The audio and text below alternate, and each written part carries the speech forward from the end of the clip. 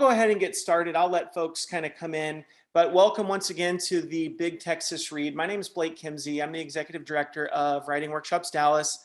It has been a pleasure to do this reading series with David Samuel Levinson, who had the initial idea for a statewide reading series, who said, hey, let's partner with Writing Workshops Dallas and Gemini Inc., and let's do a monthly reading series. So now we're over 2 years into this, and even though things are opening up, it's still a real pleasure to get together online and see faces in these Zoom tiles every month to talk about our great books in this state. So every month we like to thank our sponsors. We got a grant from Humanities Texas, which has allowed us to sustain and support this reading series, support the authors who are on this series. The University of Texas Library System in San Antonio is great about posting and spreading the word. And then also Lone Star Literary. We love Lone Star Literary. They're a great website here in the state of Texas that just posts about everything literary from, I guess, border to border here in Texas. So if you don't know about Lone Star Literary, check them out.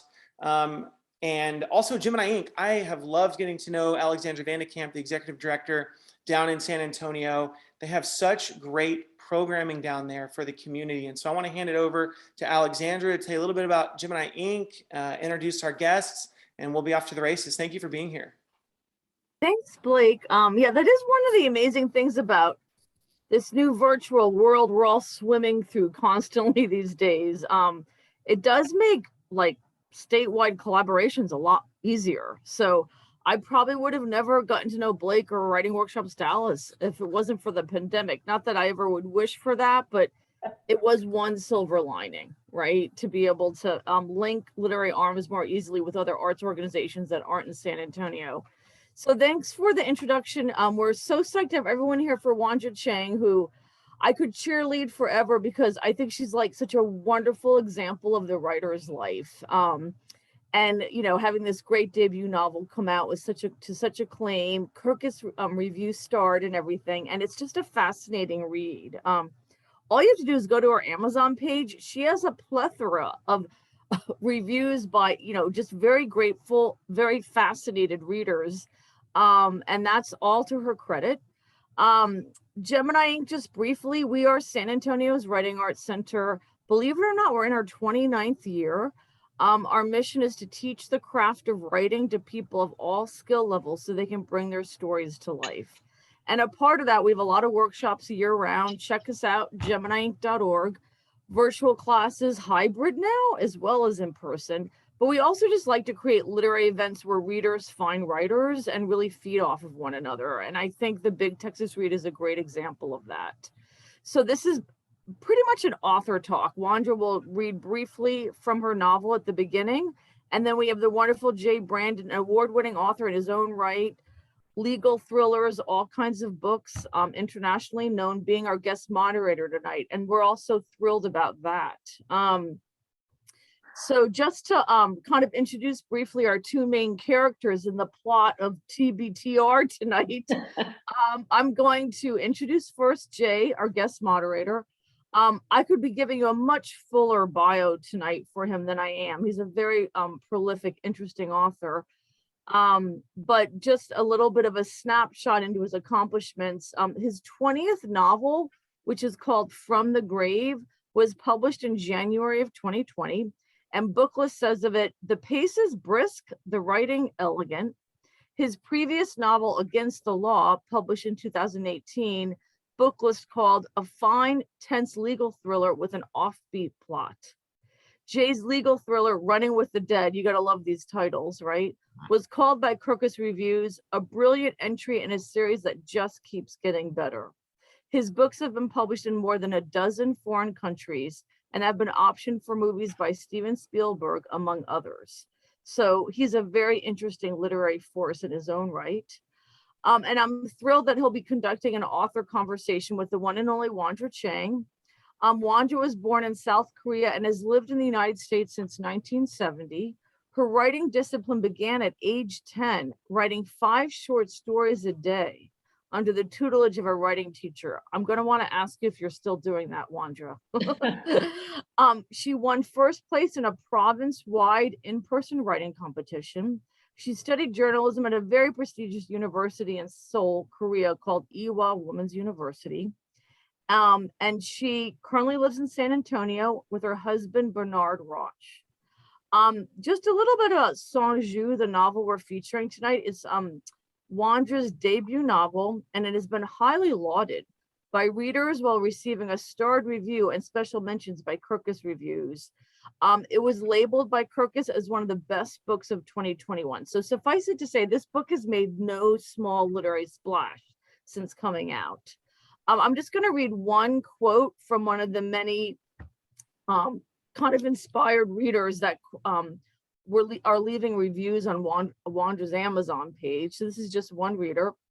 Wondra Chang has written a historical novel full of subtle, poetic prose, sensory details, and psychological insights. The book gives the reader a rare window into the war-torn history and culture of Korea, told from the perspective of an intelligent woman who craves a chance at equality and modernity. What an accomplished first novel from an author who is a born storyteller. Looking forward to the next book. And I think that's a great phrase. Wondra is a born storyteller. I mean, this is a page turner, but it's also rich in detail, character development. The world is really fully realized. And it's basically the story of a one woman's attempt to kind of find true agency and independence in her life. And it mirrors this very tumultuous time in Korean history. Right after being, so I'm not going to go on and on because I think Wondra can do that better, but I love the parallel, the political and the personal are very interestingly meshed in this book, and it's a very vivid read. So with no further ado, I'm going to hand this over to Jay Brandon, our featured moderator for the night, and we look forward to the conversation that will unfold. Well, good evening, Wondra. Would you like to begin by reading from the opening of the novel? Say it again. Would you like to begin by reading from the opening? Okay, yeah. Sorry, I'm having some hearing problems. Okay, I'm going to start with chapter 1, the beginning of the book. So this is after the World War II ended. Seoul, 1946. At the sight of the two tall Americans in military uniforms walking ahead of her toward the Korean Central Administration building, Sonju's heart beat a little faster. A month after America dropped atomic bombs over Hiroshima and Nagasaki, one of her Japanese classmates in high school came to her house to say goodbye, and they had cried together. That was well over a year ago. Sonju took another glance at the broad backs of the Americans before she turned left to cross the cobblestone boulevard. She tightened her grip on the thinking stone in her gloved hand and hurried, swallowing the dry November air that scraped her throat, puffing white smoke with each breath. The 8th house from the corner, a newly whitewashed traditional house, Minsu said, had told her. After a 4th knock, the varnished wooden gate opened halfway and a young maid's cocked head appeared. I'm your mistress's friend, Sonju said. The maid opened the gate to let her in, and Sonju marched into the courtyard and on toward the living quarters. The maid dashed by Sonju, craned her neck toward the living room, and announced in an urgent tone, "You have a visitor, ma'am." Misu opened the frosted glass door, and her face lit up like the first flowering spring. "Ah, it's you." She hooked her arm into Sonju's and walked toward the room, her long satin dress whispering with each step she took. In Misu's marriage room, everything was new and shiny. Freshly varnished paper floor, a double wardrobe against one wall, next to it neatly stacked floor pillows, and on another wall, 3 works of blue and white porcelain pottery displayed on a low credenza. One of them cradled Misu's thinking stone like a prized jewel. Sonju smiled and touched the stone in her pocket. Kongu, Misu, and Sonju each had picked a small flat stone at a church garden when they were still in elementary school and called them thinking stones. Sonju took off her coat and gloves. As she lowered herself to a floor pillow, she glanced at the embroidered flowers on Misu's pink skirt, then briefly dropped her gaze to her own gray wool dundle skirt. You are glowing, Misu. Marriage suits you well. Misu's small cherry lips turned up and her thin eyes twinkled. She quit smiling and studied Sonju's face. Something's wrong, tell me. After a slow sip of hot roasted barley tea, Sonju said, this morning, my mother announced that my sister is promised in marriage. The wedding is in April. She said her daughters will not marry out of order. She ran her fingers over the pillows piping until it turned the corner. I'm not ready yet. When will you be ready? You are almost 20.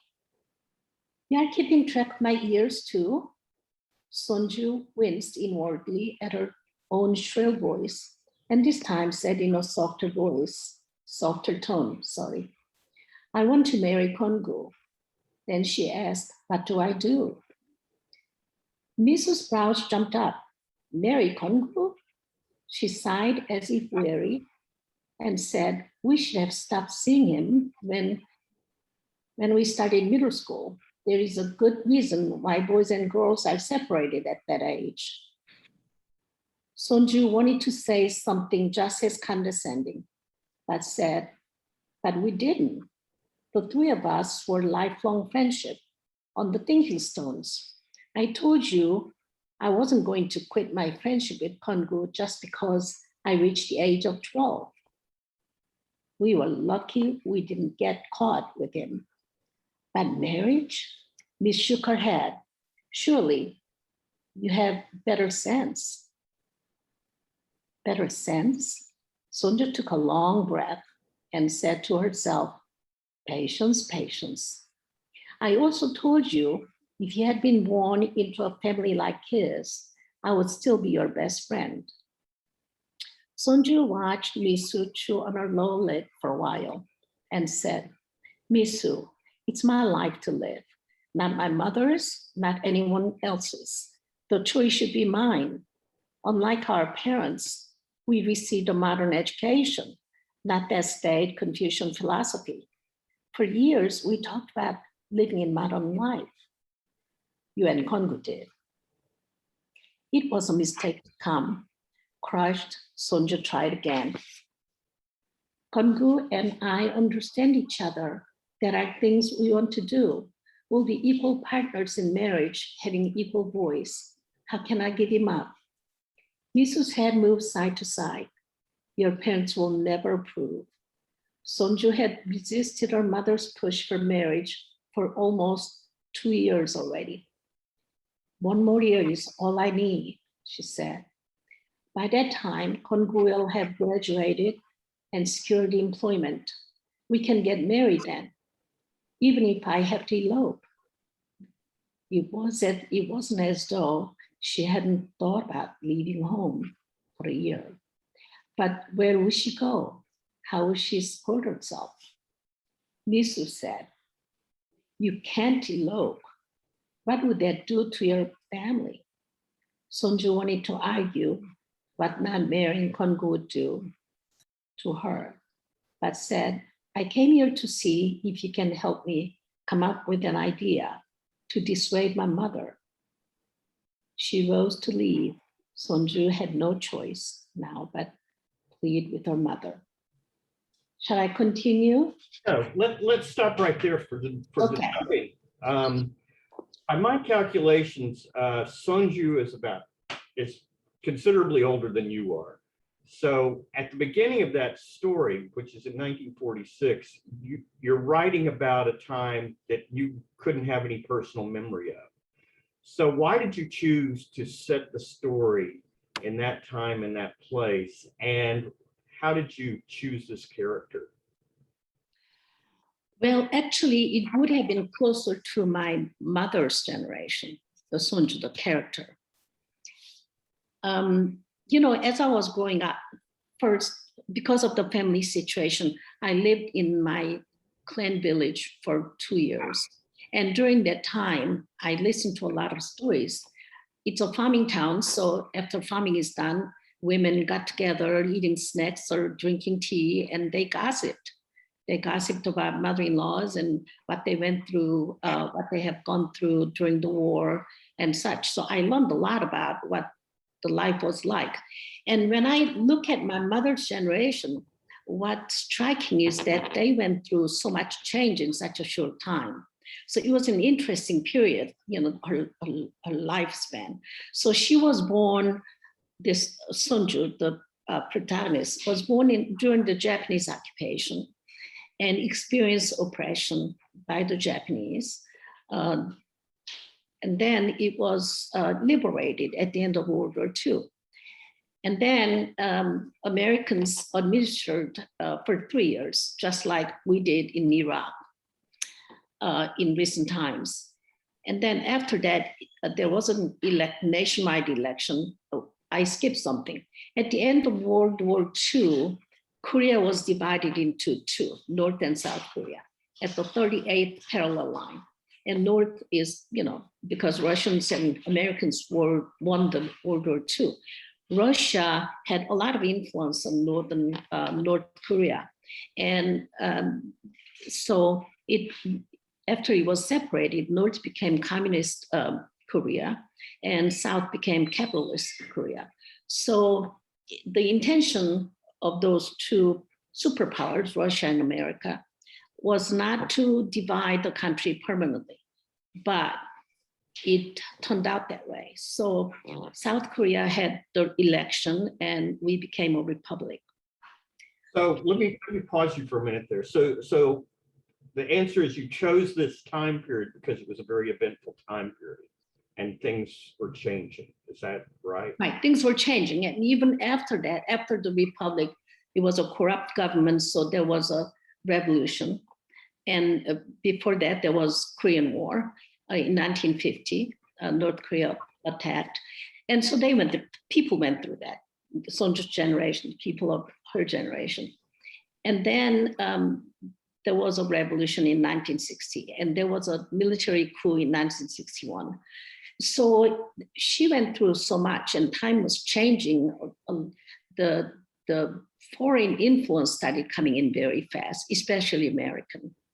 So I thought that period was very interesting, that I knew pretty well, and I didn't really have to do a lot of research into that.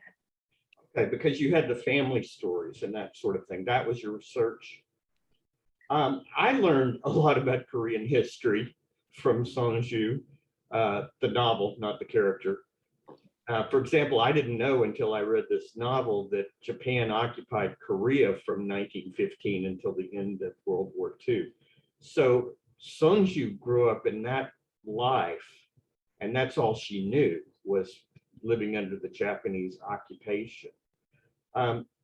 So the conflict in this story, I've often told writing students when I teach writing, if you can create a conflict on the first page that will take the length of a novel to work out, that's how you write a novel.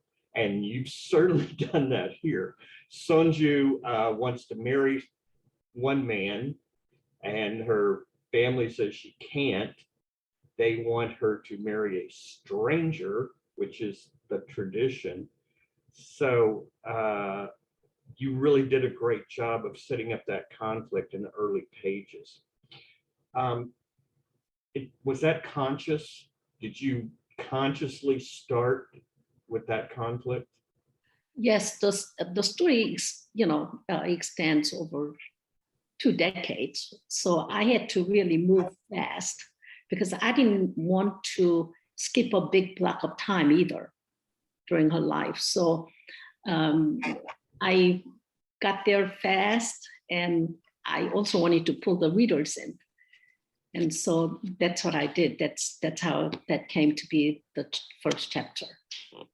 That's great. I don't know if that was instinctive or if you had read about that, but that was a great way to start. So would you describe your writing routine? Did you write every day? Did you have an outline? Did you just launch out into this story? Before I start writing, I do a lot of thinking. I have an idea and I do a lot of thinking. And in my head, I'm not the person who writes down and outlines and such. That happens in my head. So I usually have a good idea how to begin, how the middle is going to be, what happens in between, and how I want it to end. So once I have a pretty good idea, and I think about a title, because that kind of orients me, right? If I have certain title, then I'm going to stick with it. So then I sit in front of the computer. I don't do writing at all on paper. So I start writing. And at first, I might have a lot of details, but I try to stick with the basic structure of how it goes, and then later add the details. And then there's a lot of rewriting, revisions, and things like that. So I don't have a set time. I'm more like a binge drinker, sort of. Sometimes when I have a big length of time to write, I sit, and sometimes I stay up until 3 or 4 o'clock. And I don't know if it's like that for other writers, but sometimes the words just come, sentences come, and I don't want to stop. So as long as that thread of thinking continues, I just stay with it if I can. And then some days I don't write at all. Let me tell you, it's not like that for all writers that you write until 3 or 4 o'clock in the morning. You sort of started to answer this question, but did you write first draft straight through and then go back and revise and add details, or did you do that as you went along? Well, I was learning how to write. When I wrote a lot when I was a child, when I was 10 years old. And then I stopped because in Korea, the preparation for entrance exam gets really, really intense. And my middle school was coming up, and then high school, and then college. So I quit writing altogether. I always thought I would write, but then I came to America, and I cannot, I thought I couldn't possibly write in English because my English wasn't all that great, right? To write a novel, it takes a lot of skill, verbal skills. So anyway, I just waited, but I thought about it. And what I did was at the time when I started, it was about 2006, actually. And not many people knew a lot about Korea, not like nowadays. And I wanted to introduce Korea, basically. So that was always on my mind, the culture, its own unique culture and political background. And I ended up writing about 150,000 words and followed her for 50 years instead of 23 years.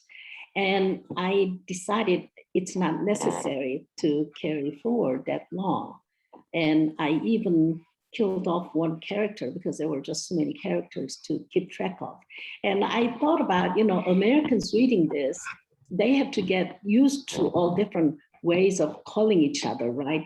First sister, second sister, and also how to read Korean names. So I had to think hard about how Americans can actually say those names. And there are a lot of things to consider. So it's easier for American audience to read and not get bogged down and kind of stop the thinking, the flow of thinking.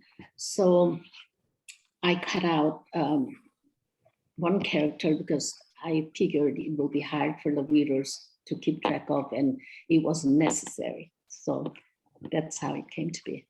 When you say you killed off a character, writers use expressions that maybe normal people don't use. When you say you killed off a character, do you mean in the course of the book?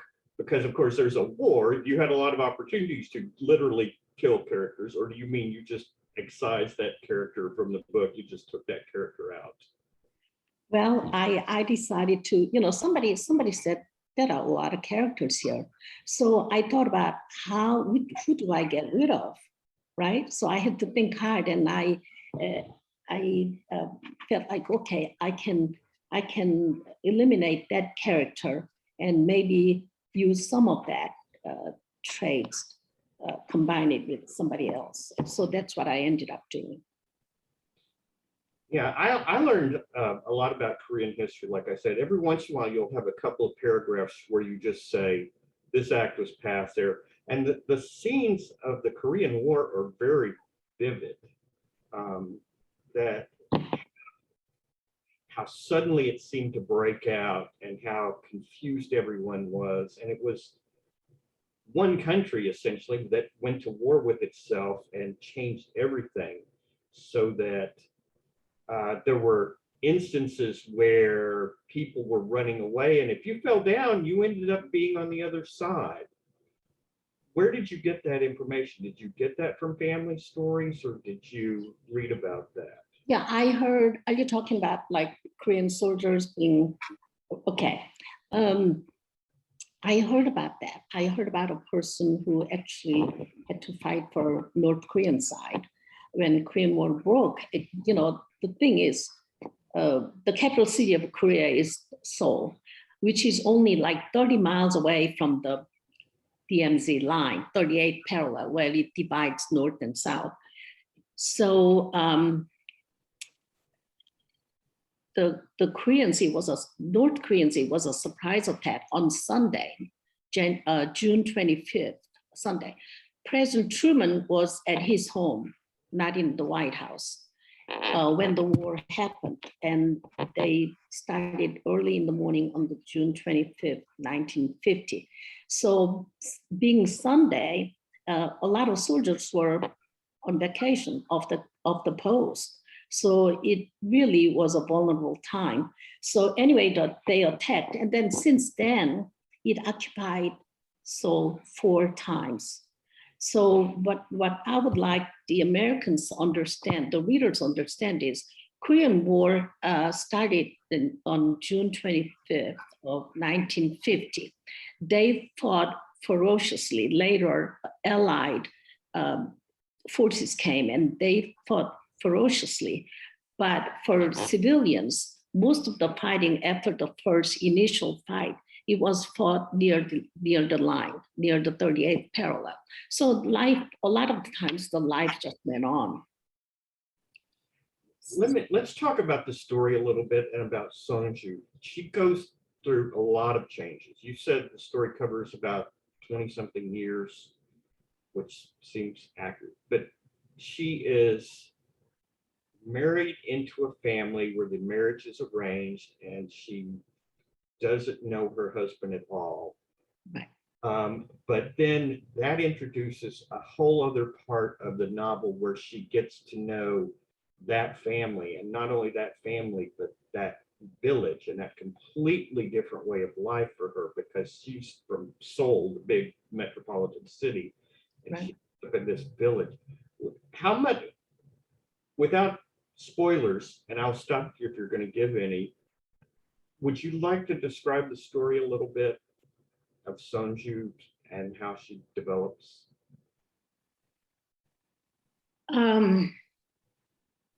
At the beginning, she has never been to the small countries. She lived in Seoul. She was raised there.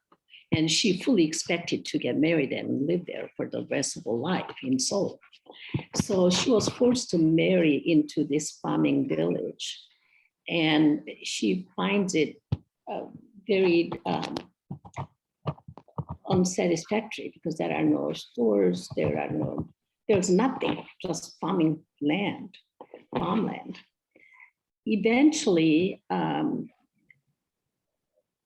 through the interactions with the family and learning of the family history, she develops affection for the in-laws. And then along with that, she also has this warm feelings toward the villagers and the village. So I wanted to show her change in her attitude toward the town that she married into. And later on, when she thought she had a chance to move to a big city, she sort of prefers not to. So does that answer your question? That answers my question plenty. This was a first novel. How did you find a publisher? Well, my publisher is here. So anyway, Gemini Inc. used to have writers conference. Was that what it was called? Writers conference once a year. It was in July. And so I attended that. And instead of attending the classes, I decided to volunteer downstairs. It was at a hotel near the river. So anyway, I looked around all the booths that's set up downstairs, and I came upon this. There were a lot of university presses there, and I came upon my publisher, and we talked a little bit, and I told her about what I'm writing, and I told her I might be interested in sending my manuscript when it's done, and she said okay. And then I don't know how much we kept in touch, but in 2020, we had AWP conference happening in San Antonio. That's when the COVID started too. So about half the people didn't show up. But my publisher was there, and when she tried to set it up, I became her contact in San Antonio because she lives in Dallas area, north of Dallas. So I had a chance to get to know her better, and I was really impressed with the way she looked at her authors. She calls them my authors, and I thought that was such a nice, warm attitude toward the authors. So anyway, so when it was done, when I thought it was ready, I sent an email, said, okay, I'm ready to send it, here it is. So I sent it to her because I got to know her personally. So I didn't go through query letters or anything like that. I just sent it to her, and she said, she sent an email saying, well, there are other manuscripts before yours that I have to read. So I thought, okay.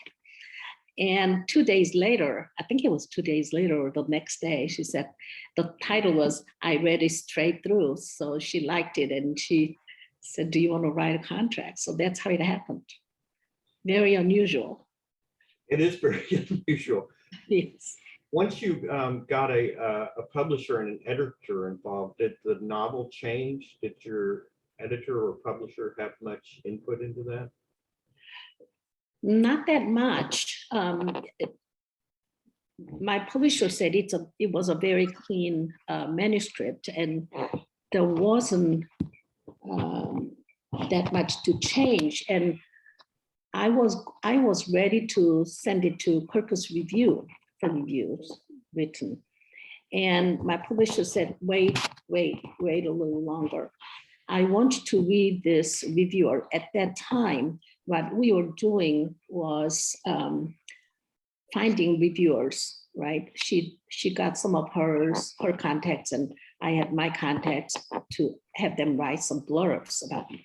So she wanted me to read this person's blurb, and he wrote something else, and he kind of, instead of sending it, she kind of heard and hummed, and he said, I want you to understand that he really likes your novel. You should see what he wrote to other authors. So I said, Kim, it's okay, I can handle it, send it to me. So she sent it to me, and it was by Clay Reynolds. I think a lot of you know Clay Reynolds. And he wrote a blurb, and then at the bottom, voluntarily, he critiqued the whole entire novel. He started with, this is not a novel. And then he wrote that the author would not need much to change this. So he said he liked it a lot. He wanted to work with me. That was the email he sent to my publisher. So that's what I got. So I contacted him and I said, I would like to work with you. I like people who criticize real directly. So we worked together, and there were little things to tweak. There were some holes because as a writer, we assume that readers know things just because we know. And so there were some holes that I had to plug in. So there were not really a lot of changes. So I'm indebted to him. One thing I noticed about Sonju is that it's primarily a book about women. There are a lot of women's relationships. They start out in all different kinds of ways. Some of them start out antagonistic. Some of them start out friendly from the beginning, but they nearly all evolve and change. I found that really interesting. And I wanted to know, did you focus on women because one of the themes of the book is the traditional separation of men and women in that early time period. At the end of the evening, the men would go to the men's house, the women would go to the women's house. Right. Did that dictate that it was a women's story, or did you choose to do that, or is that just how the story went? Well, the protagonist is a woman, and it's about her journey of trying to be more independent and having equal rights and so forth. So it was important for me to tell women's story, right? What situation they were in, because of the acceptance of Confucianism during the Joseon dynasty. That's about 500-year dynasty right before Japan occupied in 1910. So women were at the bottom of the totem pole in the social structure. And so even when the husband refers to the wife, he will call her interior person. And then the husband is called the exterior person. What that means is that women are basically minding just household matters, little matters. And men went out, met other people and made big decisions. So that's how it was. So since this person, I wanted to have feminist bent in this novel. So it was important to tell stories about all different women. The women in the story kind of share similar experience, the women who were discarded by the society and the family. So that's what I wanted to do. There is a wide range of women characters. I'm thinking of one village woman that you nicknamed Buddha Ears. Yes. She was a fascinating character. I'm going to ask you in a minute if you want to read another passage, because I know you have one in mind that shows the women's reactions to each other. But I want to read a couple of your descriptions. I think you were really good at quick descriptions, and I want to ask you about that. Here's one of them. Here are two from a chapter that begins on page 167. Quote, a full-faced young woman with a glowing complexion opened the gate, which I thought was just a great quick description. And then presently a long-faced, wiry young woman in a thick cotton shirt and muted gray Montpe work pants entered the living room, bowed to Sonju, turned around and left the room. Now, in writing characters, I've found you can't describe the character well enough that the reader will picture what you're seeing in your head. But I thought your quick descriptions of characters were really good. They brought them to life for me. And I wanted to know, was that a conscious choice to keep the descriptions brief, knowing you really couldn't elaborate enough that people would see what you were seeing, or is that just how it turned out? Well, I am by nature a minimalist. I don't want to have a really long, elaborate description if I can do it in short sentences. So that's what I strive for, always, always. So I cut out a lot of words. I just write whatever comes up, and later I cut out a lot of words, even sentences. So yeah, that's what I try to do. All right. Well, it was very effective. Do you have another passage that you want to read? I want to show how the women, women in Seoul might have been a little different because they were exposed to a lot of more advanced, the new culture coming from the West and Japan. But in villages, they were pretty stuck in the old ways. So this is the scene I would like to read, where Sonju and her sister-in-law, who has been in the family longer, husband's family longer, they're discussing, they all live together in the same household with the mother-in-law, with the parents-in-law. So this is the scene where the second sister-in-law says,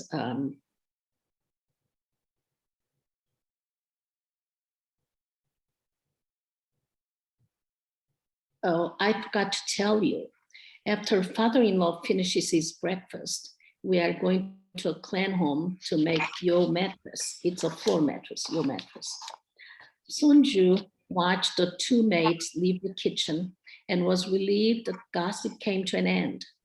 A yo for whom? Sonju asked, cutting the kimchi into bite sizes. One of the clan daughters is getting married in a month, and it's a tradition for the clan women to make the nuptial yo for clan daughters.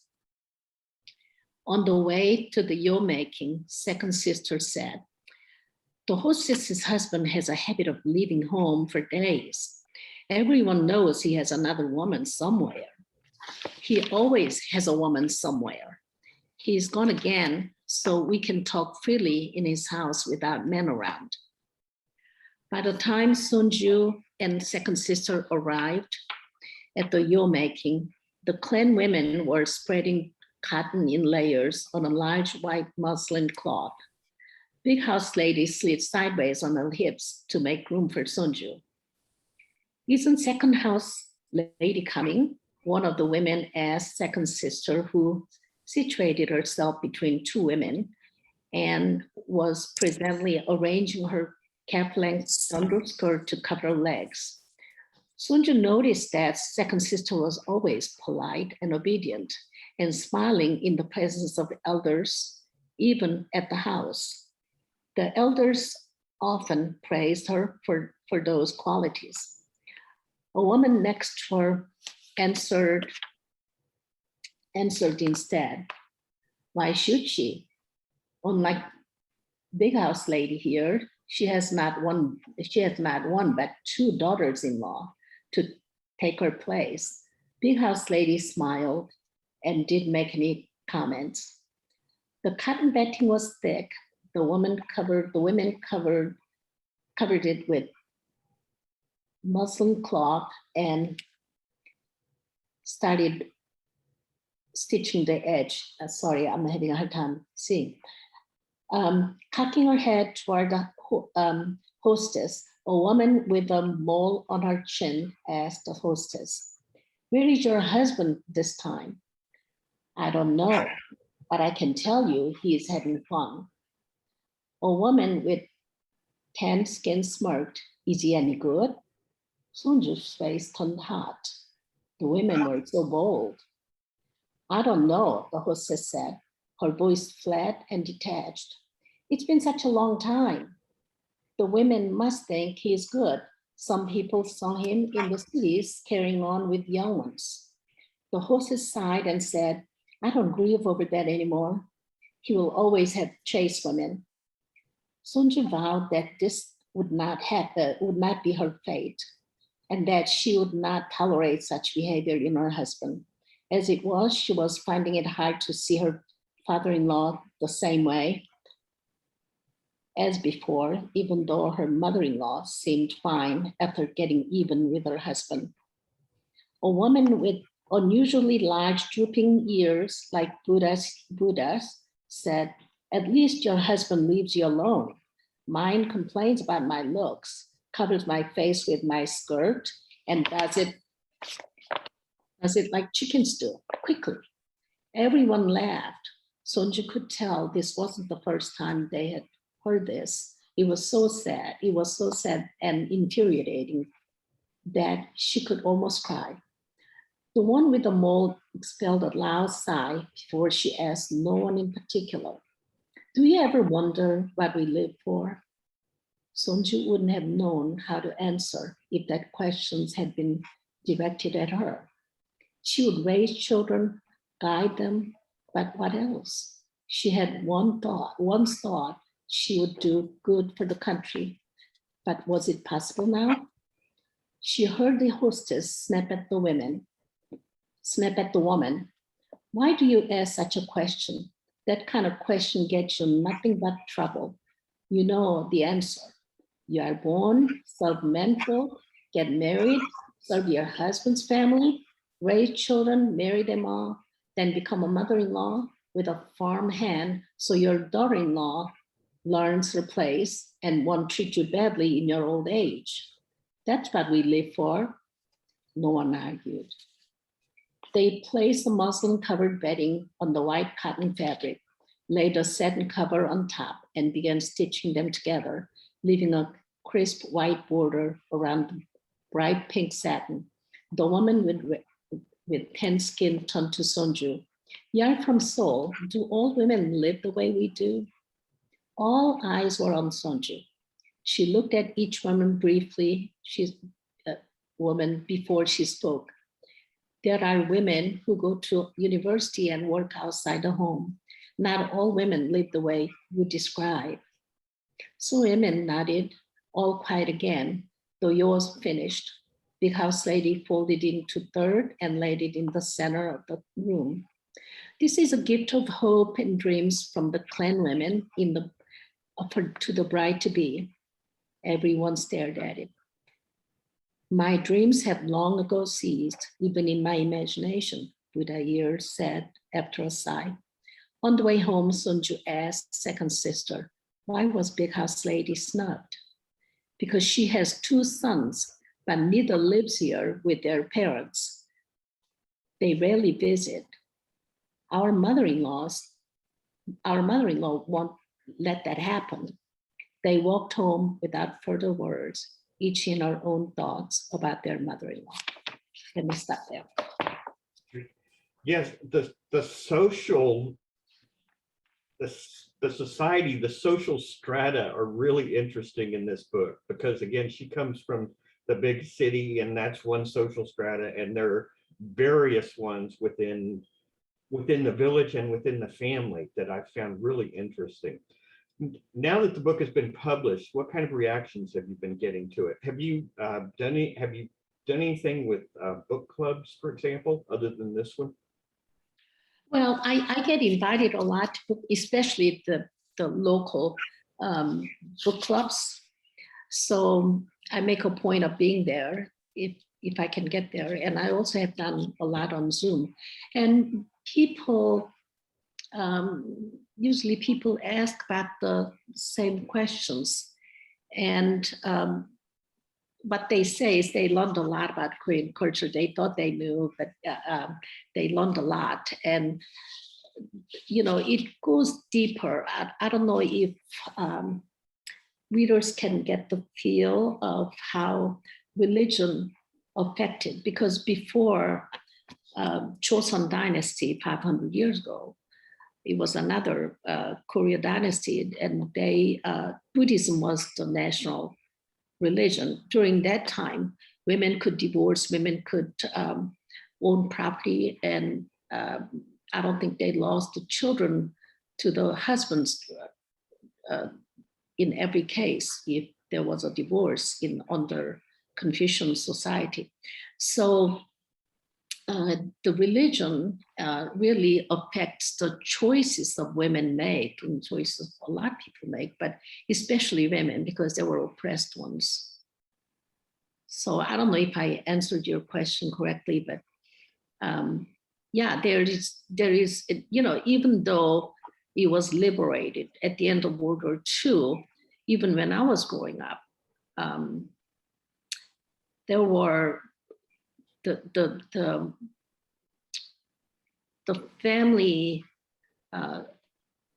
where the family came from is important, whether, the class the family belongs to, even though that was no longer, we didn't have kingdom and so forth, but they still had a understood class of aristocrats or upper level people that carried over from the kingdom. And the merchants were about the lowest class in those societies still. And I think that's how it was in many, many countries in the world. Because most of the people before the industrial age, their wealth came from the land, from farming.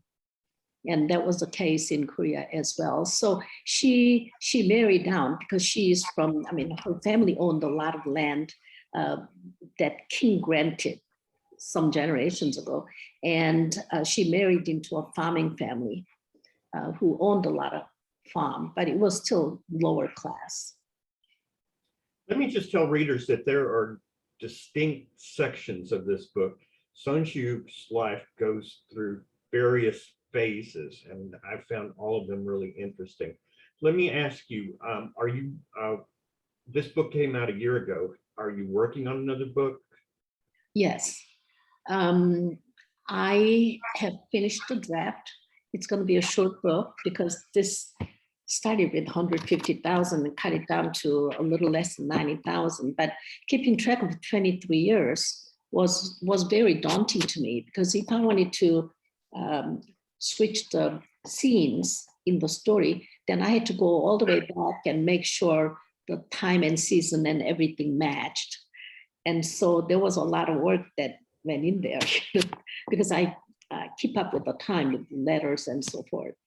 So I decided it's going to be short from now on. It's not necessary to be long to be a good novel. And so I'm going to stay at about 50,000 words. I am at about 41,000, but it's basically done.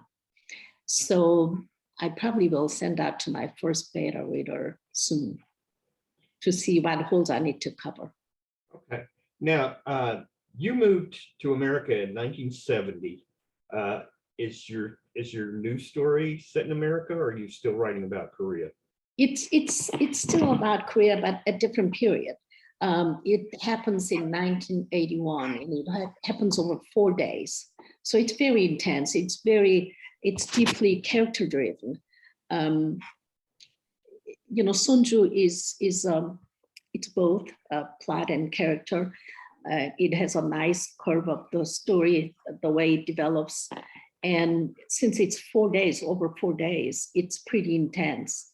So it's a challenge because I have to struggle with my language still, because this is my second language and I'm not all that competent with the words available to me. I know it's out there, but yeah, so it's a struggle. Let me say you're very proficient in your second language. I have one more question, then I'm going to turn it over to Alexandra to open up to the audience. You started out writing a lot of short stories in Korean. That story of when you were a child writing 5 short stories a day. Some writers, I'm one of them, once you start writing novels, you really don't get that many ideas for short stories anymore. But of course, there's also a lot of well-known writers who are known for both their novels and their short stories. Do you ever still write a short story anymore? I think when I think about a story, I see it as a novel. It can be a small novel, but I still see it as a novel. I don't know if I will be dedicated to short story writing, to be honest. When I was a child, I was given a task instead of doing regular homework. My homework was to write 5 short stories a day, and I had to come up with a story and the title and so forth. And every day after school, my writing teacher critiqued. So I think that what that helped is because I had to imagine and come up with a story, right? Every 5 stories a day. So I think it helped me a lot, that practice, even though it was such a long time ago, to come up with, because when I sit in front of the computer, the story comes to me a lot of times. It just comes. So, and I thought about the same thing, if I will ever write a short story, because there are a lot of competitions and such. But I think in terms of novels every time. So I think I'm a novelist. That's the case with me too. It's very satisfying to write a short story, but now every time, once you've started writing novels, every time you get an idea, you can see how you could expand it into a novel. Ray Bradbury once wrote that he started every day by writing a new short story, whether he was writing a novel or not. But some of us, and you're one of them, I think, are just born novelists. So, I think you have a better chance of putting a lot of creative ideas in one book. You know what I mean? As a novel, because you got to follow the story and so forth. That's what I think. I could be wrong. well, you know what you want. Thank you for this conversation, Wondra. Thank you, Jay, for moderating. No, those were great questions, Jay. And it's just very interesting to hear about your whole writing process, Wondra. So you're trying to do a shorter second novel. Yes. That's interesting. About 41,000. And I think I can make it close to 50,000 because I didn't add a lot of details, but I'm going to go ahead and send it to a beta reader and see what holes there are. I know something, I feel like something is missing. I like the ending. So I need to get somebody else's opinion, a reader's opinion. So how do you mind me asking, like, how do you find your beta readers?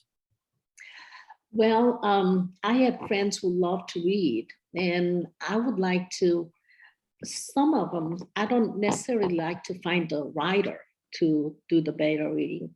So I just find them among friends. Okay, You know, cool. Sure. yeah, would you read? And I have done that, and she gave me, and she promised me this time too. She was my first beta reader, and she gave me like 8-page critique on it. And I like that. You know, I want people not worry about hurting my feelings. I can handle it. So I just want somebody to give me a very brutal, honest critique. That's why I like Clay Reynolds. Right, that's a great story about Clay, that he wrote a blurb and then he was inspired to actually go even deeper and give you that critique. Yeah, and then you know, he said it really needs line editing. So I was thinking, well, my poetry is supposed to provide line editing. So I thought it wouldn't hurt to get 2 people's opinions, right? So I said, well, thank you, but I will definitely work with you for the next novel that I'm going to write. And so that was that. And then, like about a week later, he said, well, I went ahead and line edited anyway. Here it is. So that's, and he knew a lot about Korea. So after he passed away in April, I went to his memorial reception. It's up in Dallas, and I said, you know, I told his son, he knew a lot about Korea. And said, oh, he knows a lot about a lot of things. And I said, I'm writing a short novel. And he said, oh, I think he would have liked it longer. So, but yeah, so I saw him as my mentor because we worked I have never met him in person, but we worked closely through the course of improving my writing, my novel. Yeah. No, it's a great story of like a literary friendship that happened, you know, over your book. Yeah. So it's just kind of and getting that mentorship, you know, from him. so I want to open this up because we would love to hear. It's 8 o'clock, so like 10 minutes or so of an audience Q&A. If you posted any question in the chat, we can read that question in the chat, or we can unmute you. Blake's our commanding commander of the Zoom board, so to speak. Okay. So he can easily unmute anyone who would like to maybe directly talk to Wondra. So let me just kind of.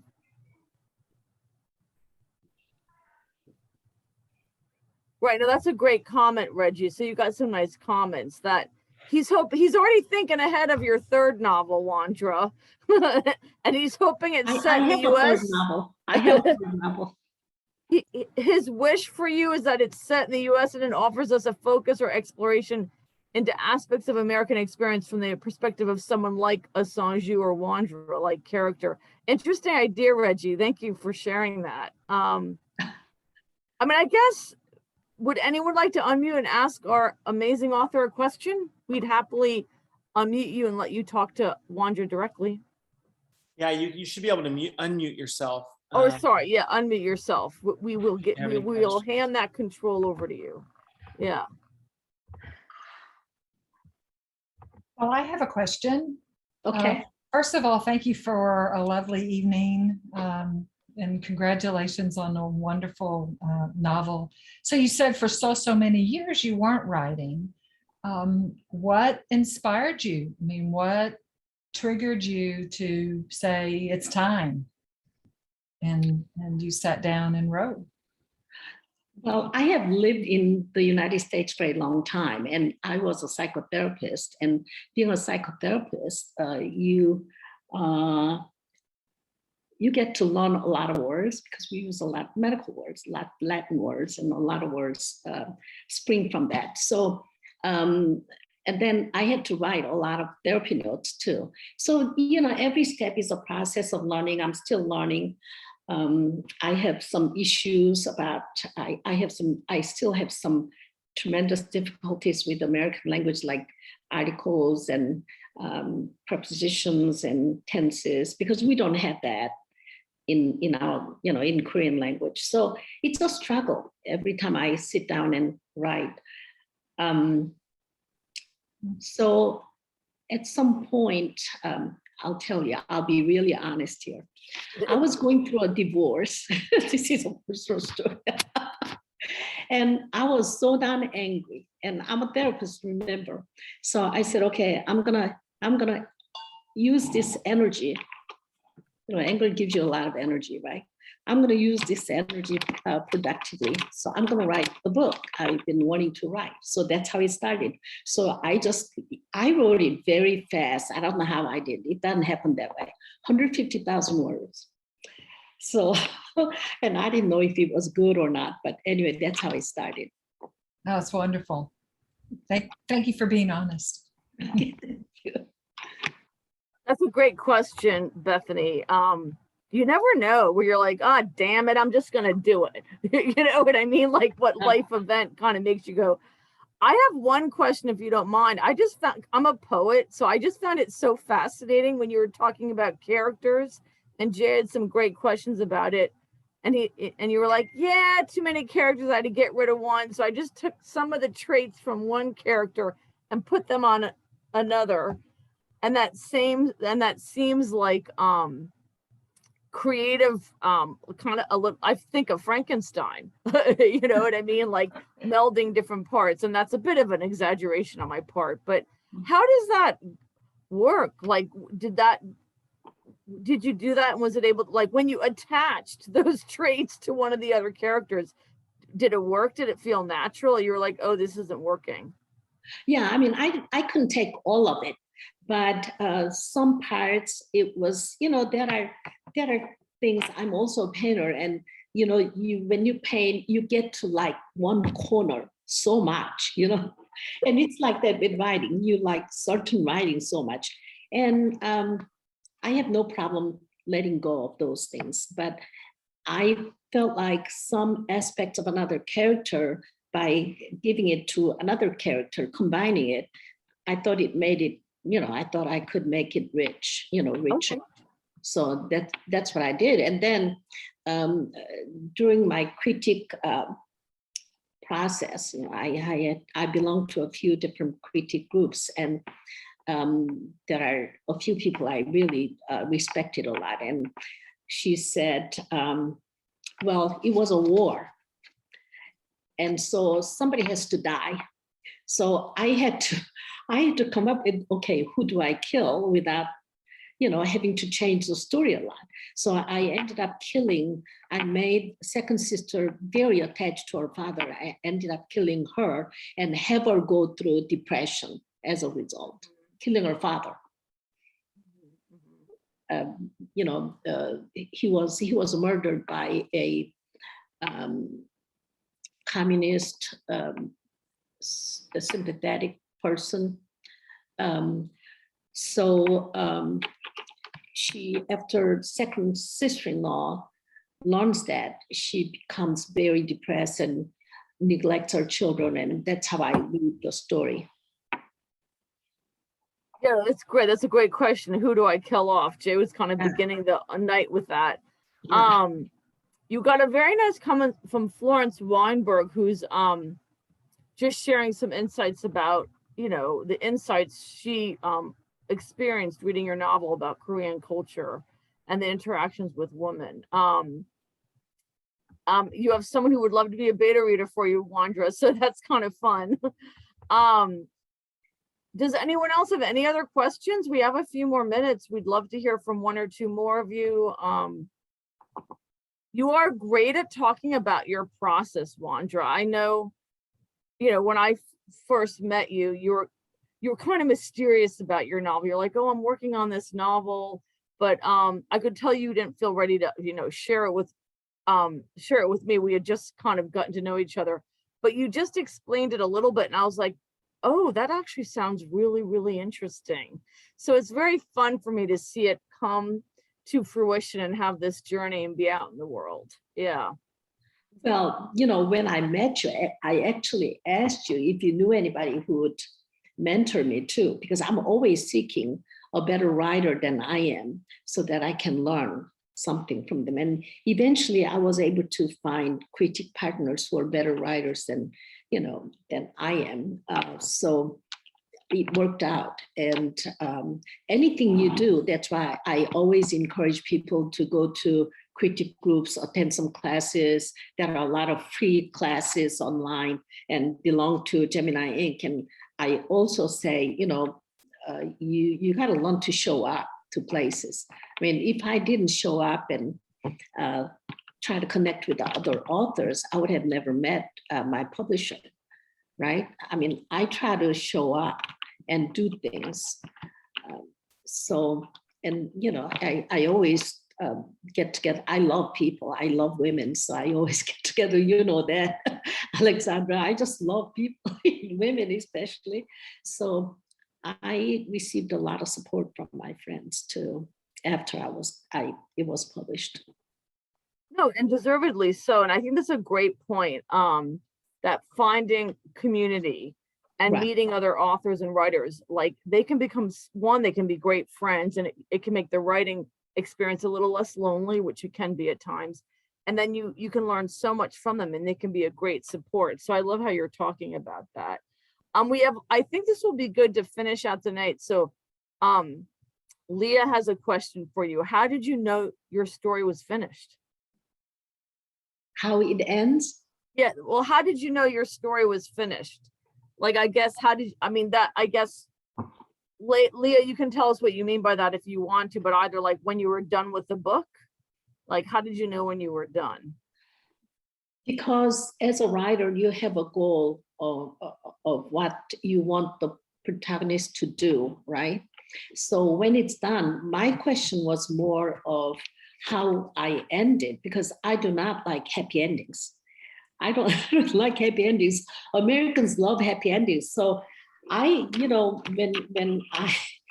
I said it's not going to be a happy ending, I got a lot of protests from people and readers saying, she went through so much, she deserves happiness. Come on, please make her happy.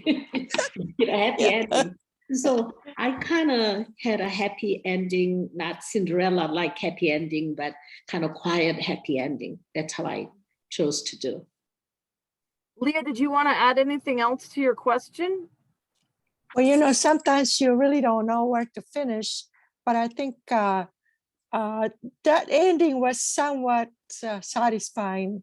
I would have loved to see her a little bit happier after so much tragedy, and at one point I said, oh my God, this thing is so sad all the time. But then came out the part that she was fending for herself, and I was happy with her for her. Okay, that's all I wanted to say. No, it's a great Thank you, Leah. question to end on. Yeah. Yeah, no, thanks, Leah. No, I think you feel like she's really come through a journey by the end. That was my feeling. And Yeah. she seems to have found the right life partner, even if it wasn't who she thought it might be. Yeah. Yeah, what more could she have done? You know what I mean? Right. Yeah, she was Yeah. yeah. So no So secret. yeah. So everyone, I think it's going to be like drum roll, dot. We can't wait for Wondra to come out with her next novel. And this, Jay, thank you so much for the wonderful questions. Thank you for the wonderful comments. It's always this is one of my favorite parts of my job, just listening to great authors talk about their journeys and experiences. So believe it or not, next month we have the Big Texas Read on July 20th, and it happens to be me. Hey. Yeah. Not to plug myself or anything, but just to give you an accurate assessment of what the next author will be in July. So if you're free Wednesday, July 20th, we'd love to have you come. I'm about to confirm my moderator, so we'll be announcing that. But we'll be talking about my latest book of poems called Ricochet Script, published by a wonderful San Antonio publisher of poets called Next Page Press. So I hope you join us. And of course, August, we have the amazing Lorian Guerrero, wonderful poet, Texas Poet Laureate, and we'll be in conversation with her. So thank you so much for joining us. Try to stay cool. And Wondra, it was so great to have you talk about your novel. I never Thank ever you. get tired of it, and it was just fascinating. Yeah, thank you for all coming. Thank you so much, Wondra. Thank I you. enjoyed it. Thank you for Have a being great, have a great evening, everyone, and we will see you next month. Thank Thanks, you. Blake. Bye-bye. Bye. Thank you, everyone. Thank you.